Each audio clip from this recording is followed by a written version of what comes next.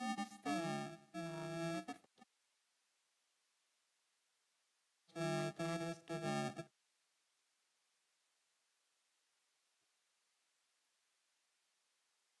The person came in and they said, "Are you cool with?" She brought me a warm blanket. Memories. That's something that remember that warm. That's what we need to do for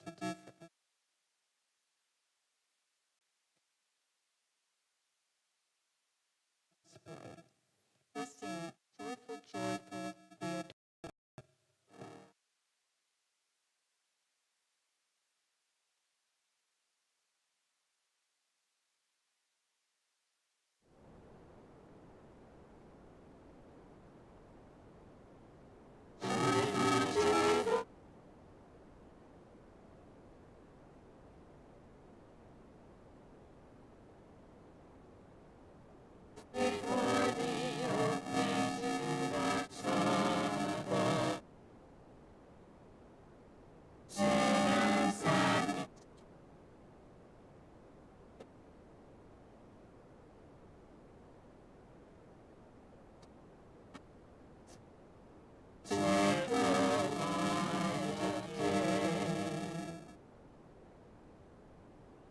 So this weekend is we are.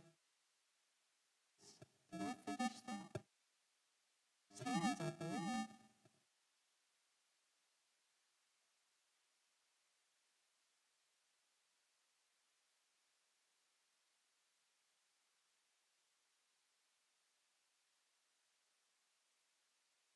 Sing this. You to raise your hands. And you know it's churches that raise our hands. They raise their hands, they sing, they dance. Joy, the people raised from among those black people that very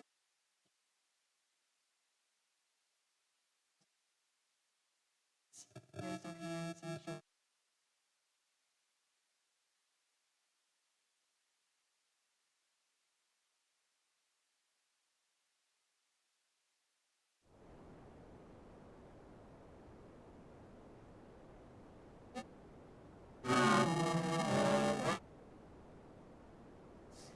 We are his feet to go.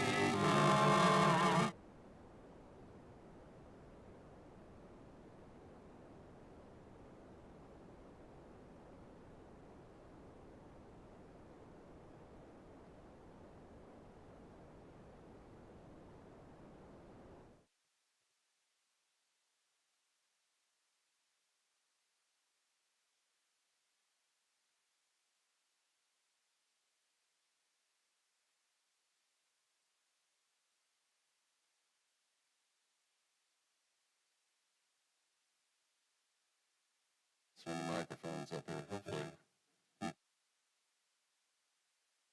the right one is on. That's good. Well, something to eat, hopefully. Content. It's good. It's nice to have a nice crowd here on Friday night. It always takes a little special effort to make it here on Friday evening, but speaking of special effort, my daughter finally came through.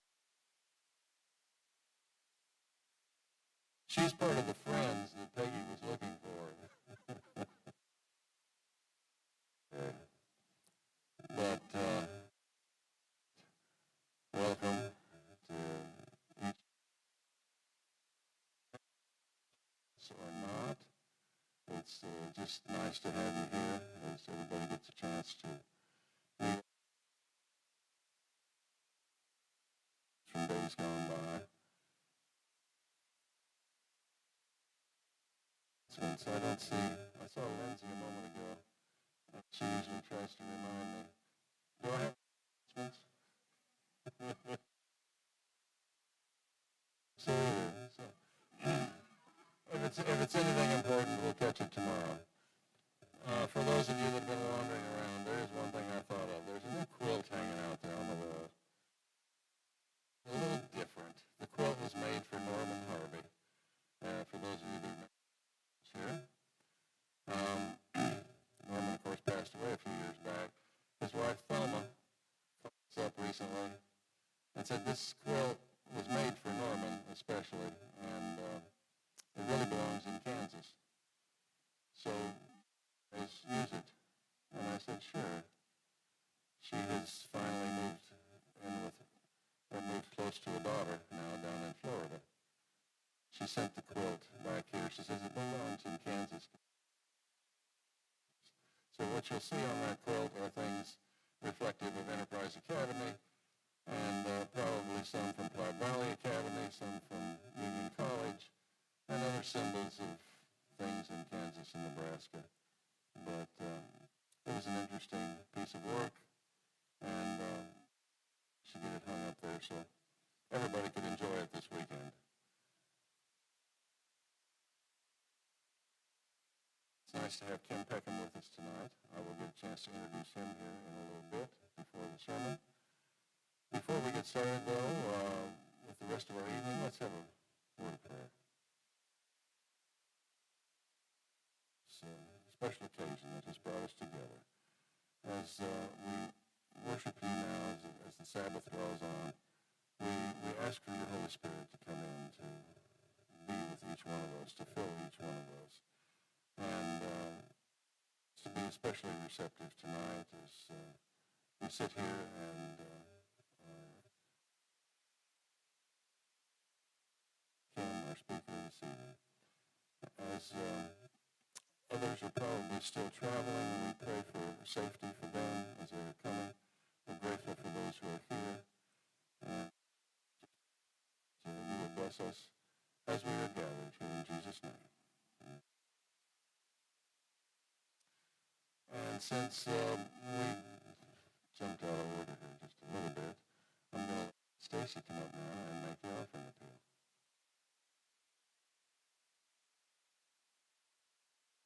Seventh-day Adventists, we have learned to give.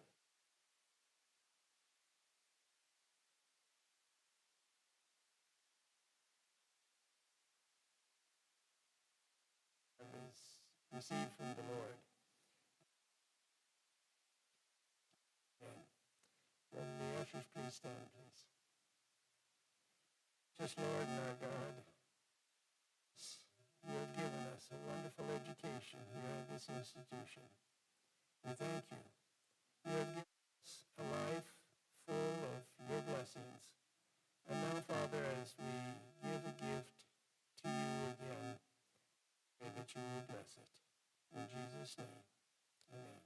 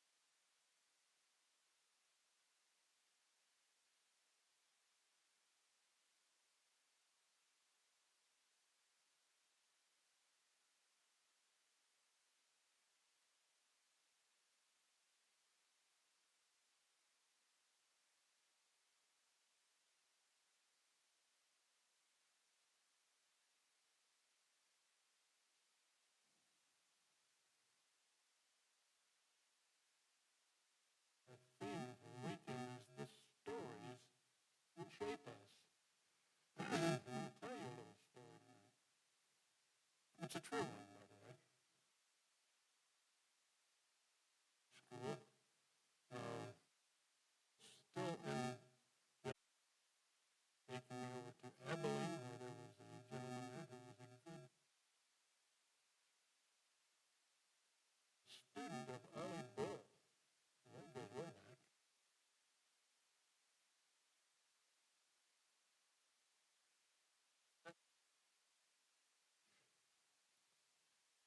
Father, who graduated here in 7, by the way, same year that Lindsay's grandmother,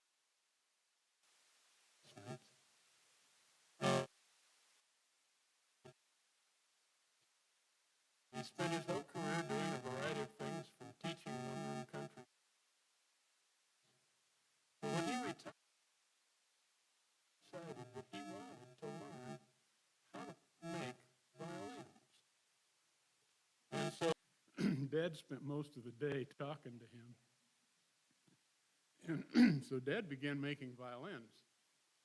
And he made, in the course of about 20-some years, he made about 25 violins. He made, I think I have 4 violins that he made, but I also have this, which is not a violin. This is a viola. Now, Dad was had kind of a scientific bent sometimes, and he figured that the purpose of a violin is to set air in motion in the way of sound. In order to get a good sound, you need more volume. And so most of his violins were adapted for more internal volume. He also made some other changes. He felt there was one of the structures in a violin that's called the bass bar, which takes the support of the pressure of the strings and the bridge and keeps it from collapsing. That bass bar dampens the sound. And so he came up with a little different way of supporting the inside of the violin without having a bass bar. In 1988, he brought me this viola. I'm not a viola player. And so I've enjoyed having it. And here a few months ago, a friend of ours in southeast Kansas was diagnosed with terminal cancer. She will probably not live more than a few months. And one of the things that she has been doing in what she has plenty of spare time, is planning her funeral. And she says, Dave, would you play the viola at my funeral? And I said, I'm not a viola player. But I do have one. So I dug it out, put some strings on it, and I've been working. And she actually requested this number. It's from Anton Dvorak's New World Symphony. And you've heard it, I'm sure. The title of it is Going Home. And that's what we're all here for. We want to go home. Go ahead.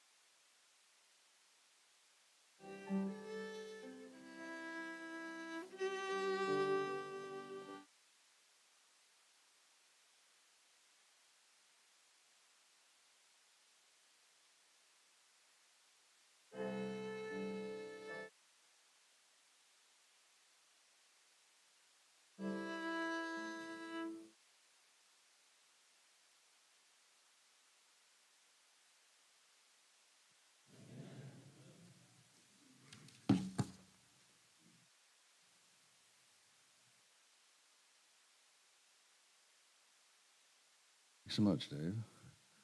And I don't know about what do you want? Okay. All right. Okay, I'm stuck with only one. All right.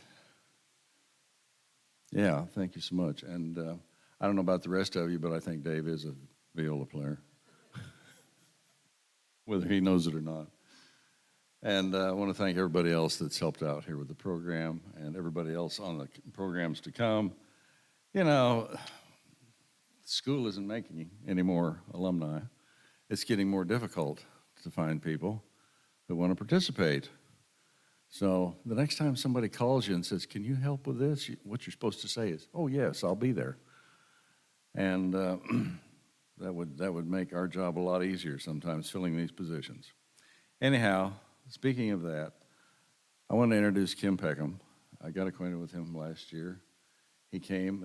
It was his honor class last year, and got acquainted with him.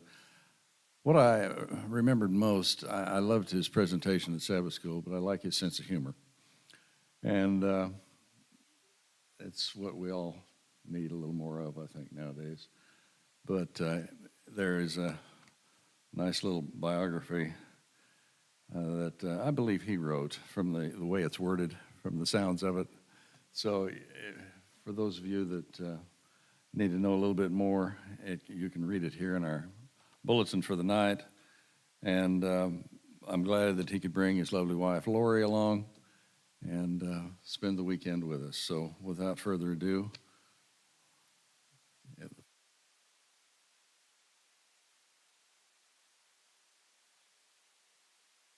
thank you, Dennis. I like listening to your mellow voice. You guys look good. It's good to be here. I'm really excited to be here with some people who knew my folks back in the day, Mr. Moore, and yes, Mr. Stacy. You knew them too? I had no idea. What? Really? Well, I've just got to go around and talk to every one of you, I guess, at this point. Yeah, and Mr. Pearson said that you were in first grade, apparently, and when my mom was teaching that's just so cool. So this weekend is getting off to a great start. I mean, for me, anyway. Isn't it great to get together and compare our faulty memories? Isn't that delightful? No, it was this way, wasn't it? No, I'm not so sure. Hey, let's do something here, just kind of like, let's get the sentimental juices flowing, shall we? Okay, here's what we're going to do. We're going to do a trivia quiz. And it looks like we can divide by these 3 sections of pews, right? I'm going to just go, each section gets a trivia question, and we'll see if your group, your set of rows can answer the question, all right? I'm going to go over here. Can I move around? Is that all right, Jeff? Or should it? Whatever you think is best. You're the professional. All right, yeah, well, we'll start with this, okay? Okay, so it doesn't act like it wants to come out. Oh, it did. Excellent. Okay. Okay, here's my first question for this group over here. When I came in 1974, Enterprise had a Friday evening tradition. What was always on the menu for supper? Chili and cinnamon rolls, yes, absolutely. Nailed it. Good teamwork there. All right. All right, here's my next question for the center row. Is that Danny Hewitt out there? Awesome. We're going to talk later. All right, so here it is. Here's the question for the center section. What do you have to do to win a Jasper Wayne Award? In-gathering, yes. Nailed it. Okay, 1 for 1. Everyone's doing great. All right. This is a little bit tougher, but I can see you're the smart ones over here. So, All right. 2 popular Adventist storybooks featured boys who were kidnapped by Native Americans. What were their Indian names? Yes, Swift Arrow. Yes, Spotted Boy and Swift Arrow. Oh, man, look at you guys go. You are doing very, very well. All right. We're back here. A popular Sabbath afternoon board game is called Egypt to Canaan. That was really too easy, wasn't it? Do you kind of resent that they got such an easy question? I'm sorry about that. Okay. What does, for you here, what does JMV stand for? Goodness, did you all do that at once? In unison? Oh, man. All right.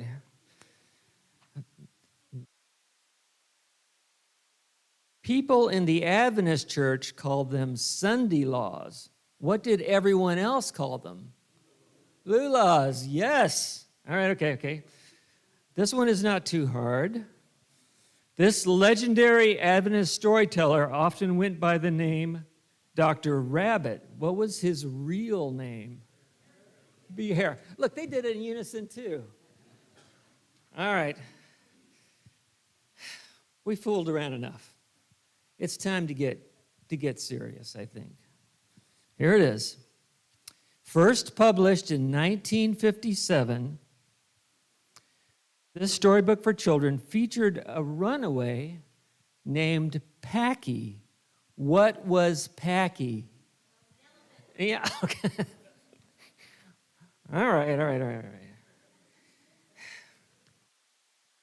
Okay, everyone's had it pretty easy up to now. And I'm sorry that a tough question is coming to you. But I'll try to make it kind of easier. Name one bass singer from the King's Heralds. Any one of them. Jim McClintock, yes. Ed, you got it. Good, all right. All right, now, everyone's had it pretty easy. We are going to take it to the next level for our last question. I come to you. Are you ready for this? I think it's 1951. A book comes out that is often given to us by our parents when we enter the teenage years. The boys got On Becoming a Man. The girls got On Becoming a Woman. All right, here's your question. Are you ready? What was the name of the author? Yes! I didn't think you would get that. Harold Sharrock, yes. All right. Obviously, the best students come back for alumni. I can see that. All right. I'm going to put this back, cover your ears for a second. Here we are. True story. Happened in a little white frame church west of here. It was a church service where the elder called for praises and prayer requests. And Jerry raises his hand. He says, I have a praise and I have a prayer request. And you know how it is in a little church. Everyone turns around in their pews. They want to hear what Jerry has to say. And he tells a story. He said, I was out yesterday, and I lost my wallet. I was afraid I had left it on the bumper of my truck and drove it off, and so I thought, well, it could be anywhere. And he was driving around town, looking down the streets, looking in the parking lots, couldn't find his wallet. He gives up, he comes home. There's a strange car parked in his driveway. It's a total stranger who found his wallet and had brought it to his home. And everyone in the church said, amen, right? Isn't that a great praise story? And so they'll say, so what's your prayer request? He said, I lost my wallet again. And it's like, Yeah, that's how it is usually. It's like, take a moment to just kind of consider the human brain. You know, the wonderful organ that can recall millions of items of information. Only most of those items of information are like, you know, camp songs you learned one summer as a kid, and not where you left your wallet. The information you really need is usually gone, like the good desserts at potluck. So, what do you remember, you know, from your time at Enterprise? What sticks with you? You know, certainly not anything we learned in class, right? Wouldn't it break the teacher's hearts to think of how much time they spent on lessons and trying to teach us? And it was like they laid out this great banquet of information, and we came by and like took one crouton and walked away with that. And it's like, I'm trying to think of what I remember from that time. I mean, I don't remember one single fact from biology class. Now, this could have something to do with the fact that I didn't take biology, but I think it holds sort of true across all the times. And I just want to remember something, and maybe you can remember something, because wouldn't it honor our teachers if we could remember something they taught us? Wouldn't that warm their hearts if they could hear you remembering something? Something from biology class or English class or history class or Bible class?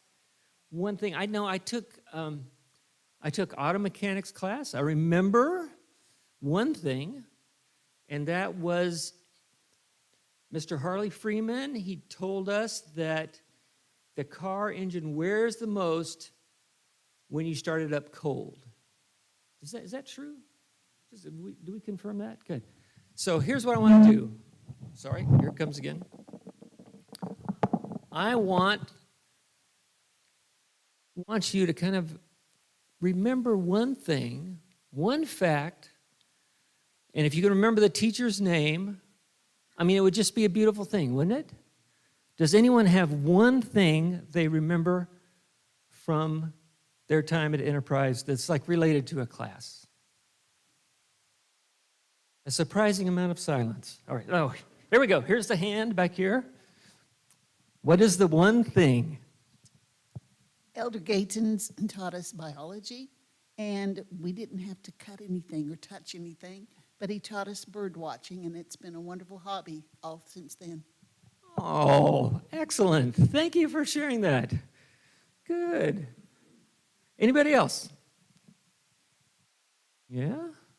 Come on. Come on. Oh, I see a hand. Brant, into the breach with a... What you got? The auto mech theme, when you take an engine apart and put it back together, there's always more pieces than when you took it apart. Was that something he taught or leftovers? Did he actually say that? Yes. That's good. Oh, yes. I had a physics class with Bruce Ivy, and he taught us how to use nails and a mirror to make a micrometer. And I use a micrometer every day. Awesome. Is it made out of nails? Sometimes. Nice. Who else? Oh, yeah. I had a biology teacher back in 1960. I think his name was Brooks or something like that. What was it? Brost? Does that sound right? Brost. Anyway, he taught me the love of life sciences, and I used it in my career as a clinical laboratory scientist. Beautiful. Thank you. Thank you for... Oh, 1, 2? All right. I don't remember the name of our typing teacher. I just remember what we used to call her legs. We called her... But you know... It's Mrs. Birdlegs. Anyway, she taught me typing, and I use it every day of my life on the keyboard. What a tribute to Mrs. Legs.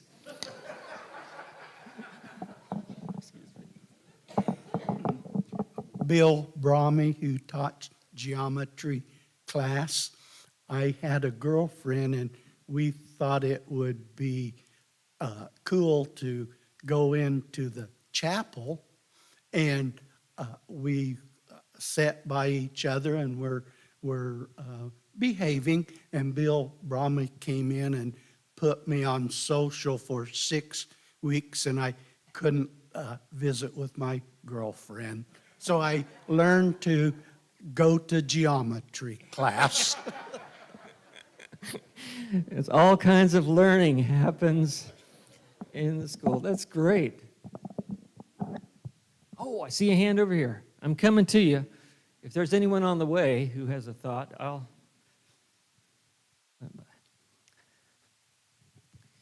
Yes. I took home economics from Mrs. Brost. One thing she told us girls, a moment on the hips, forever on, a moment on the lips, forever on the hips. It's an important life lesson, I guess. Wow. Oh, yeah, yes. Oh, hi. Oh, Jenny, hi. Well, there are a lot of things, but Ms. Sanders taught us how to walk with a book on our head, but I have not used that much since then.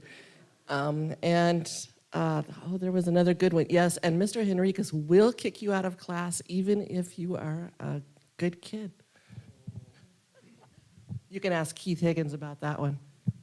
Really? I feel like you need to fill in a detail or two here. No. Yes, Dan.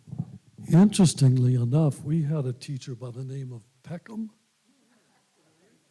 And we had a class outing that was going to Kansas City.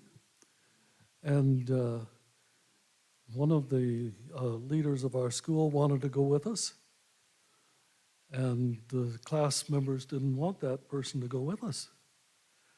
And so this teacher that we had by the name of Peckham finally turned to me. He said, "Stan, what do you think?" And I said, "You know, it would probably be better if he didn't go." And he came to me afterwards and said, "I never thought you would say something like that." And I said, "Well," and he said that this gentleman named Peckham asked me why. And I said, "Well, he doesn't really relate well with the students." And interestingly enough, he did not go with us to our class outing in Kansas City, but it did make a change in how he treated our class, the students in the school. And so I thought that maybe this individual by the name of Peckham had probably communicated with him something about that. What a lovely story. I mean, for me, yeah. I was born that year. Good. It's a surprising lack of celebration in this town on my birthday. I don't know why that is overlooked as part of the history here. Was there? Oh, hi. You can make a whole list of things that one can remember. But sitting behind me is one of my classmates, and his father taught us Bible, Mr. And I remember how we learned so many gems in that class. We learned all kinds of Bible verses, quotes, and things. And what a blessing it has been over the years. One of them was, a very short one, your bread and water will be sure. Thank you. That was really nice to share. Appreciate that. Am I missing it? Oh, here's somebody over here. I should.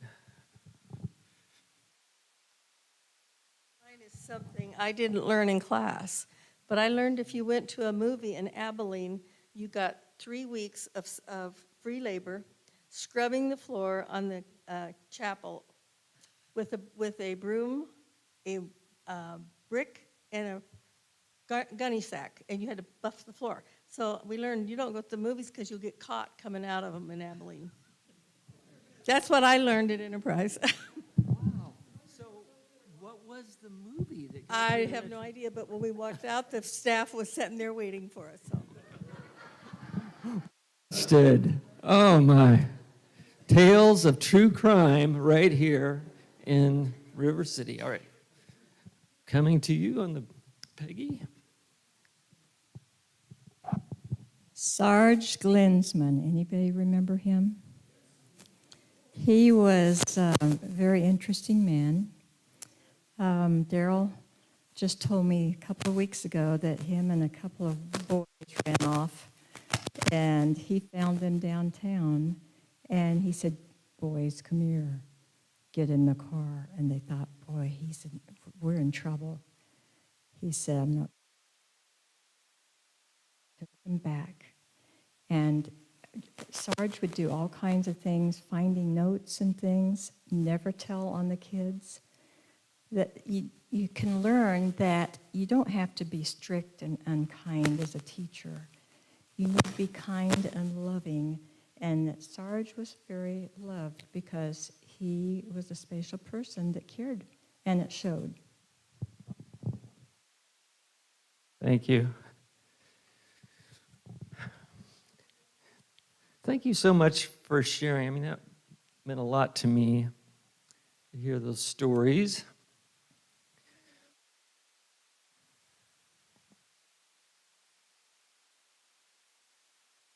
Total loss, as far as memory is concerned.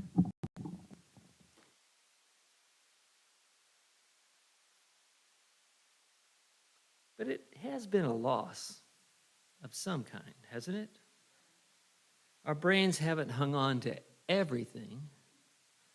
I mean, I wish my brain was strong and reliable, but really it's about as reliable as a 2-year-old flower girl at a wedding. It's just barely getting the job done. I forget numbers, I forget times, like what time meeting was supposed to start. Gave Dennis a little stress there. I'm sorry about that. We forget dates. Have you ever forgotten your anniversary? Oh, I wish somebody had said yes to make me feel better, but not very considerate of the guest speaker. I can see that. I have forgotten it once. That's all it takes.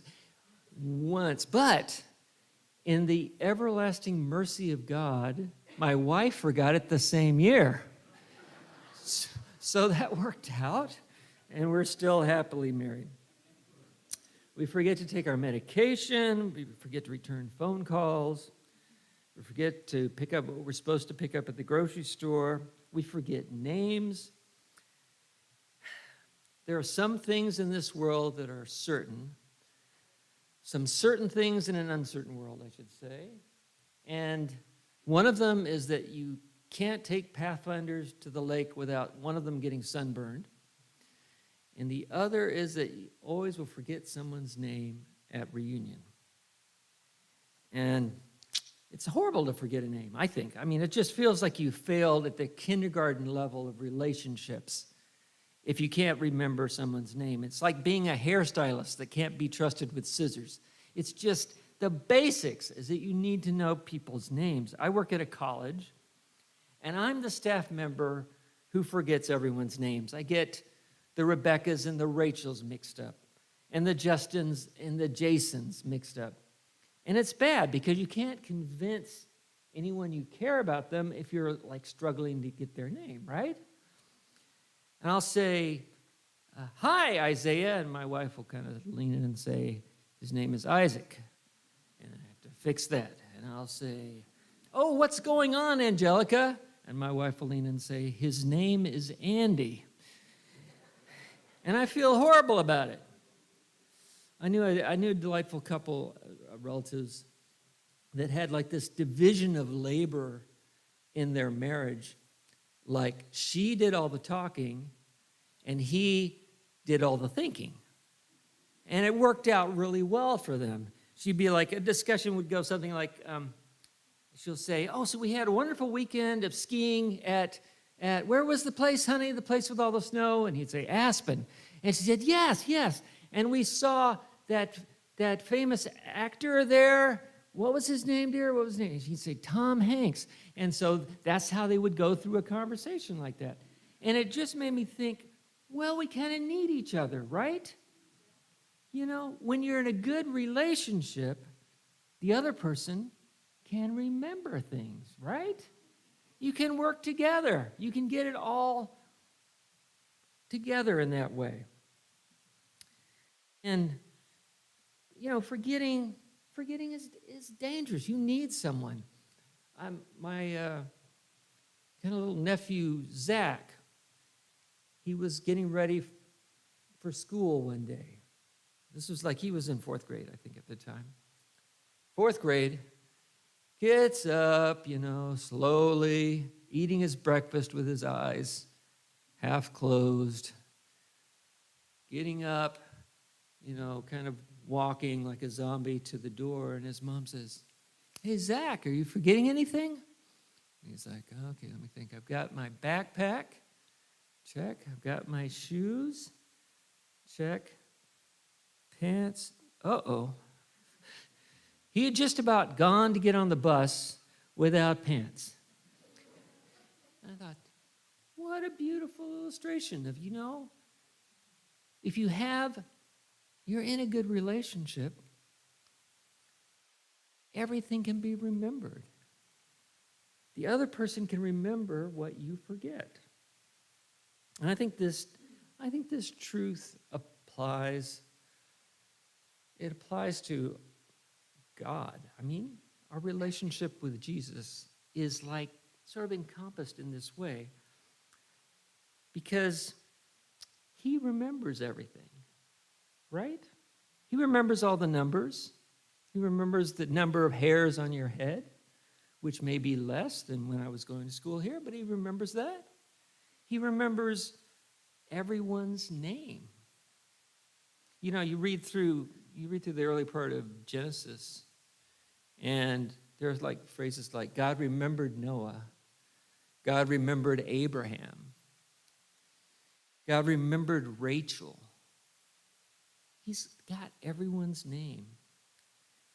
In Isaiah 49, 49th chapter, there's like this little phrase that's really apt here. It says, I, God, will never forget you. Look here, I have made you a part of me. I have written you on the palms of my hands. He's not going to forget. We will forget more and more. What we forget, I like to believe God remembers. When we're in a relationship with him, we have a complete memory between us. My mom, who you mentioned, David, here, she has Alzheimer's now. She's forgetting facts. She's forgetting the work she did as a teacher down there at the Enterprise Academy School. She's forgetting that she was an educational superintendent in this conference for a while. The memories are slipping away from her. She was a missionary with my dad in Korea, but I can't ask her anything about that time, you know? It's sad to see it slipping away, right? But I'd like to believe that her imperfect memory is complemented by God's perfect memory, that he is keeping everything in his hand for the resurrection. And then he can return all those stories to her where she saw his hand at work in her life, here and there. I think we're all beginning to forget a little bit. Numbers and facts and names slip away from us. Someday, all will be forgotten, and then God will carry us all in his perfect memory until the resurrection. When you're in a good relationship, the other person can help you remember. In heaven, we will remember each other's names. Even I will remember everyone's name. Think of that. You'll go to the 1,000-year reunion of Enterprise Academy, and you'll remember everyone's name. And our teachers will come and they'll remember your name. Maybe they will forget how you were a pain in class. But in the perfect world created new, they will remember your name. Let's bow our heads. Lord, I want to thank you so much for the hope of a world made new, a world that has healed us, that has completed us, that has helped us remember all that you've done in our lives. And I thank you so much for this time together and the people that we are seeing tonight. In your name we pray. Amen.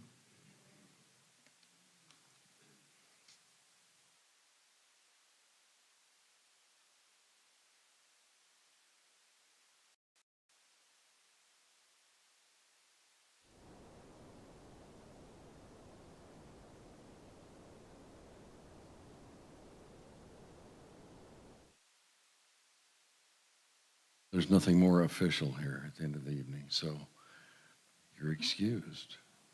We'll see you back here again in the morning. Sabbath school's at 9:30. See you then. Have a good night.